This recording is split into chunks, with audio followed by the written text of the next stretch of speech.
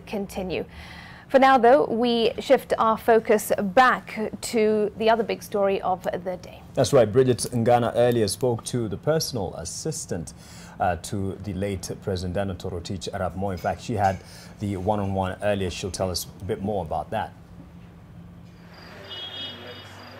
Well, Mark, he identifies himself not just as a personal assistant, but the press secretary of the late former President Daniel Arap Moi.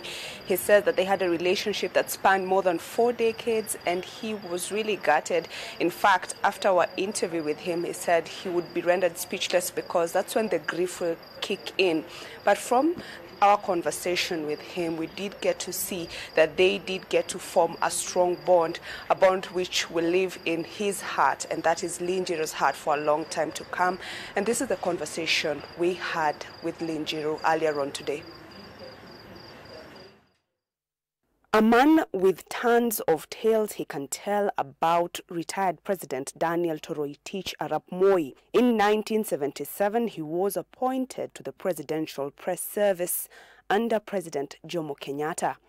A year later, the demise of the first president saw Lee Njiru begin to work directly under Moi. Sasa tumefanya kazi na yeye miaka 42.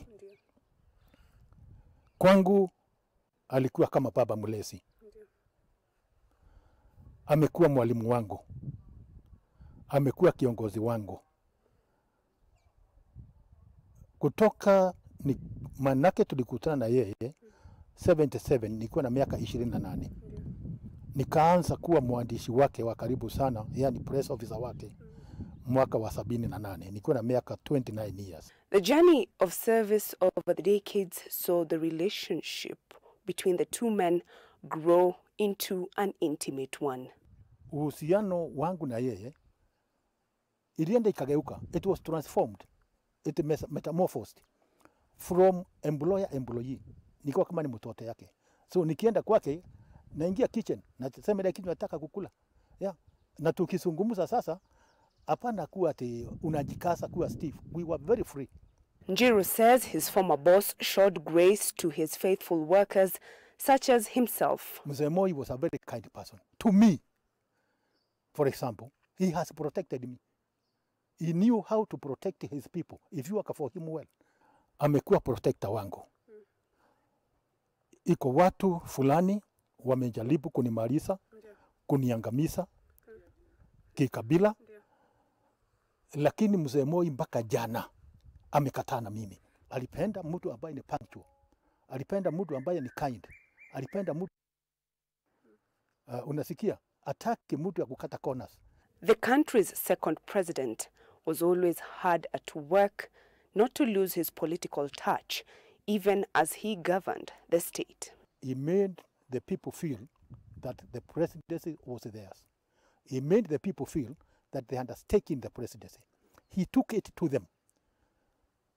Mzee traveled, and I traveled with him in every constituency in this country.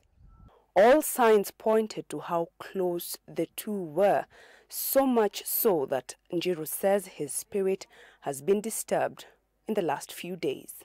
Ni kama mwili yangu nilijua iko kitu, manake for the last week yote sikuweza kusoma, nilikuwa silali vizuri. Niko vitu vyangu naandika kwa ofisi yangu, mikono ikikataa kuandika. Nilikuwa kind of paralysis. Nilikuwa nimeshindwa na kufanya chochote. Theirs is a relationship that many may admire, as each stood for each other through thick and thin. Bridget Ngana, NTV, Nakuru. Well, those are the sentiments of someone who served under the former president, the late Daniel Moi, for 42 years. He says he is still in service in that office until 2021, when he will formally retire. But from here in Nakuru County, we do expect to keep our eyes and ears on the ground regarding the preparations for the final interment of the former president that is expected to take place here in